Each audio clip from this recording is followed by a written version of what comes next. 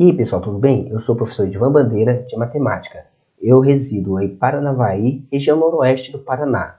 Eu estou pleiteando uma vaga do PSS do edital número 30/2022. Deixa eu apresentar aqui minha CNH, né, a parte da frente e o verso. Então, o que abordaremos? Nós vamos abordar o tema de triângulo retângulo, um conteúdo do ensino fundamental do 9º ano. Vamos ver relações métricas, ou seja, relações entre medidas de um triângulo retângulo. Nós também vamos ver o Teorema de Pitágoras.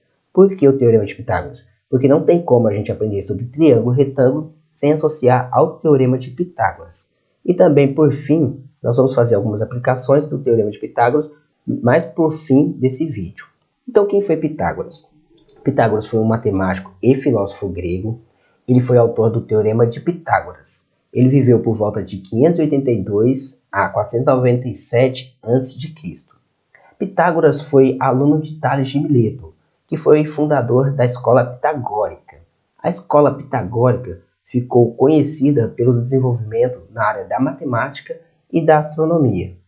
Então nós temos aqui um triângulo retângulo. Pitágoras descobriu uma relação elementar entre os lados de um triângulo retângulo. Como que eu sei que essa figura é um triângulo retângulo?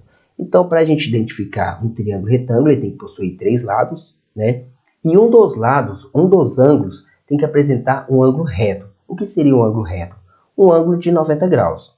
Então, como vocês podem ver aqui, ó, nós temos o ângulo de 90 graus. É onde está aqui o meu vértice A maiúsculo. Esse A maiúsculo aqui, esse vértice, é o segmento de reta da distância do A até o C e da distância do A até o B. Esse é o vértice. Aqui nós temos o ângulo de 90 graus. Os lados de um triângulo retângulo recebem nomes especiais. Por exemplo, são chamados de catetos e hipotenusa. Mas como que eu sei quem que é o cateto e quem que é a hipotenusa? O cateto ele vai estar sempre adjacente ao ângulo reto. Então nós vamos identificar o ângulo reto. Onde está o ângulo reto? O ângulo reto nós já vimos aqui. E o cateto vão ser as medidas que estão adjacentes ao ângulo de 90 graus. Então, nós temos um cateto aqui, o outro cateto aqui. E como nós vamos identificar quem é a hipotenusa? A hipotenusa sempre vai estar oposto ao ângulo reto. Então, uma vez identificando o ângulo reto, você procura a medida que está oposto a esse ângulo reto. Essa medida é a hipotenusa, como vocês podem ver aqui. Agora a gente vai identificar o que Pitágoras fez de tão revolucionário. Ele descobriu que a soma dos quadrados dos catetos é igual ao quadrado da hipotenusa. Mas o que significa isso? Ele pensou assim: se eu pegar a área de um cateto e somar com a área de outro cateto, a somatória dos dois, a somatória de ambos, seria igual ao quadrado da hipotenusa. E essa relação a gente vai ver mais para frente que faz todo sentido. Aqui você pode ver a relação que Pitágoras desenvolveu. Ou a área de um cateto maior e o cateto menor somado, né, dá igual ao quadrado da hipotenusa, como vocês podem ver aqui. Tá?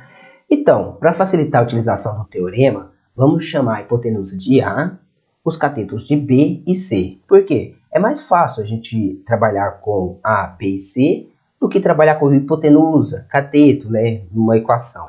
Então, assim, os catetos, como a gente já viu, vai ser o C e o B. Como nós vemos aqui, eles estão adjacentes ao ângulo de 90 graus. E a hipotenusa é o A, que está oposto ao ângulo de 90 graus. Dessa forma, Pitágoras desenvolveu o teorema, que é simplesmente o seguinte: o quadrado da somatória dos dois catetos é igual ao quadrado da hipotenusa. O que significa isso? Você pega a medida do cateto e eleva ao quadrado e soma com a medida do outro cateto e eleva ao quadrado. Esse resultado vai te dar a hipotenusa ao quadrado. Essa é a definição.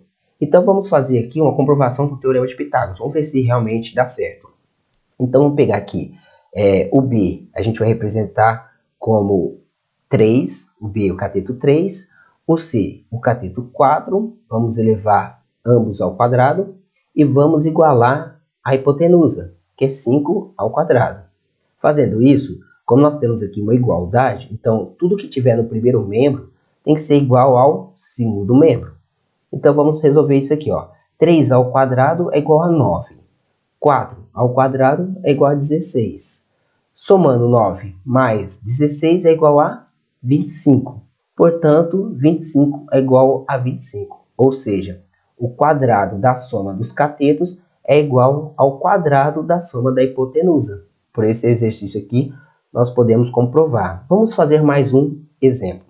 Apresenta uma figura que estão representadas 3 cidades. Cidade A, cidade B e cidade C. Nesse exercício aqui, deseja-se construir uma estrada que liga a cidade A até a cidade C. Então, nós temos aqui, ó, cidade A até a cidade C. A gente tem que fazer com o menor comprimento possível.